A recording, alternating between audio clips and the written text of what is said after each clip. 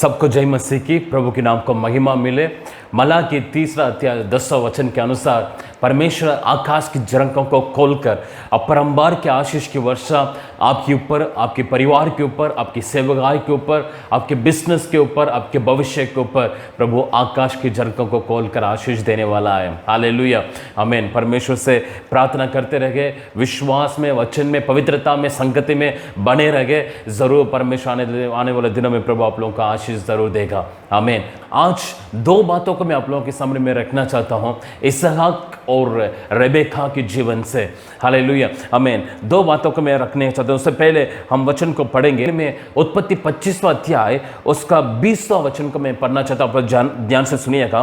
और इसहाक ने 40 वर्ष का होकर रेबेका से, जो पद्दनराम के वासी अरामी पतुएल की बेटी और अरामी लाबान की बहन थी, विवाह कर लिया। यहाँ पर इसहाक 40 वर्ष का होकर रेबेका से उन्होंने शादी किया। रेबेका से शादी किया। जब उनका शादी हुआ था तब 40 साल का था। उन्होंने रेबेका से शादी किया। 21वां वचन में लिखा है, इसहाक की पत्नी बांझ थी।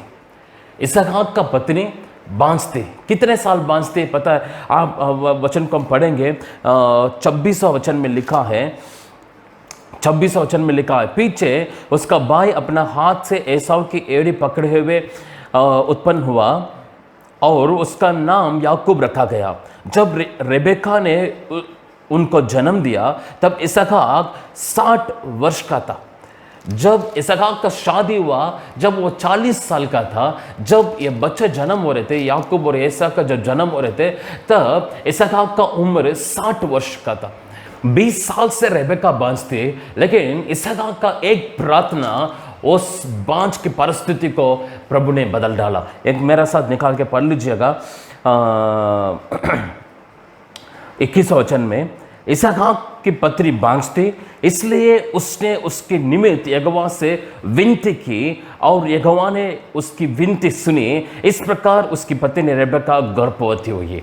हालेलुया। यहाँ पर जब इसहाक एक विनती किया, एक प्रार्थना किया रेबेका के लिए, जो रेबेका की जो बांझ दूर होने के लिए, रेबेका की बांझ दूर होने के लिए इसहाक ने परमेश्वर से विनती की, प्रार्थना की। परमेश्वर इस वचन में लिखा है, उसके निमित्त, उसने उसके निमित्त यहोवा से विनती की और यहोवा ने उसकी विनती सुनी।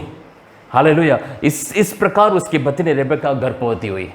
जब उन्होंने प्रार्थना किया, उस समय उस परिस्थिति को प्रभु ने बदल डाला, उस बांझ की परिस्थिति को बदल डाला। हालेलुया। आपके जीवन में जो 20 साल से, 10 साल से, 15 साल से जो आशीष रुका हुआ है, शैतान जो रुकावट को लेकर आकर, आपके जीवन में रुकावट को लेकर आकर जो प्रभु से जो आशीष मिलना था, वो आशीष मिल नहीं पा रहे, तो आप प्रार्थना करना शुरू कीजिएगा। आपके जीवन में, आपके बिजनेस में, आपके आत्मिक जीवन में यदि बांझ की परिस्थिति है तो प्रार्थना करें, उस बांझ की परिस्थिति को प्रभु जरूर बदल डालेगा।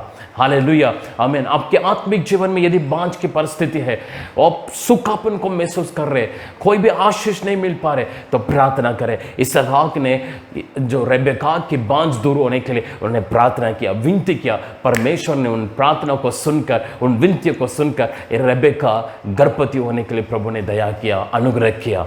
हालेलुया। मैं आप सबसे मैं ये विनती करना चाहता हूं, यदि बांझ की परिस्थिति आपके जीवन में, परिवार में, कलीसिया में, परिवार के अंदर, बिजनेस के अंदर है, तो आप जरूर प्रार्थना करें। प्रार्थना ही हमारा इस बांझ की परिस्थिति को बदल सकता है। प्रार्थना ही आपकी जीवन की परिस्थिति को बदल सकता है। हालेलुया, आमीन। जो एक प्रभु का दास ने ऐसे बोला, मोर प्रेयर तो मोर पावर।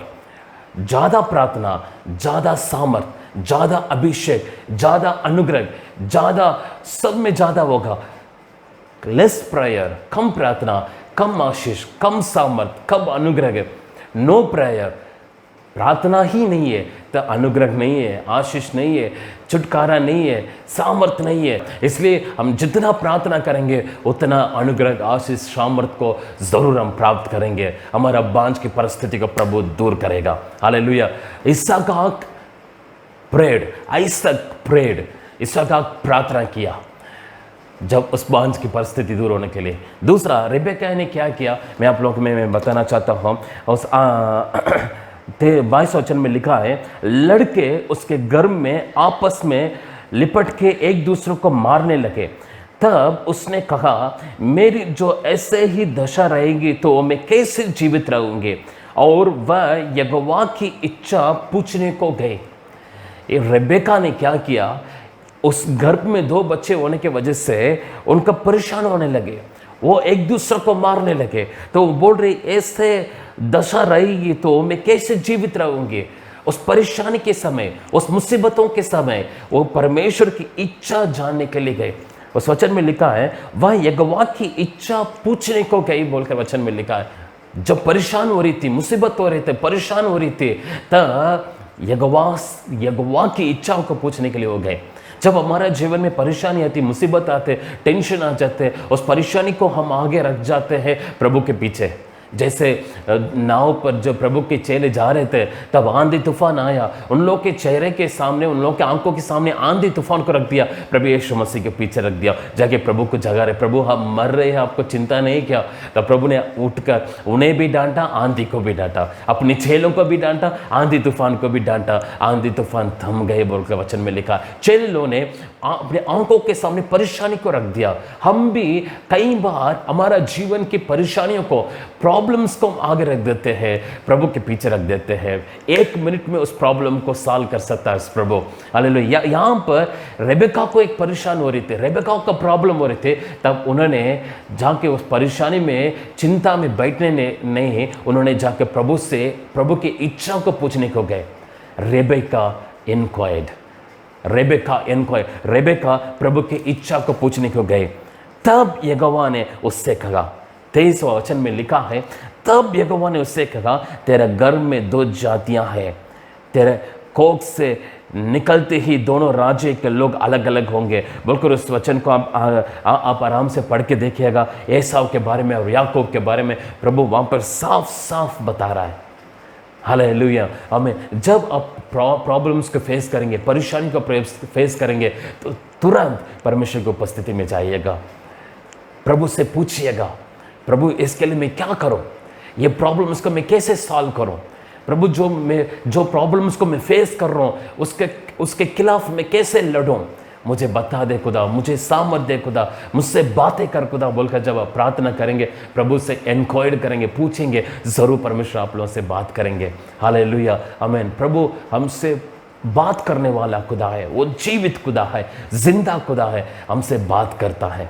हालेलुया, आमीन। इसहाक प्रेड, इसहाक प्रार्थना किया बांझ की परिस्थिति दूर होने के लिए। आपकी जीवन में जो भी बांझ की परिस्थिति है, वो आत्मिक जीवन में हो, सेवकाई में हो, प्रार्थना की जीवन में हो, कोई भी बात में हो, उस पर बांझ की परिस्थिति दूर होना है, इसहाक के समान हम प्रार्थना करना है।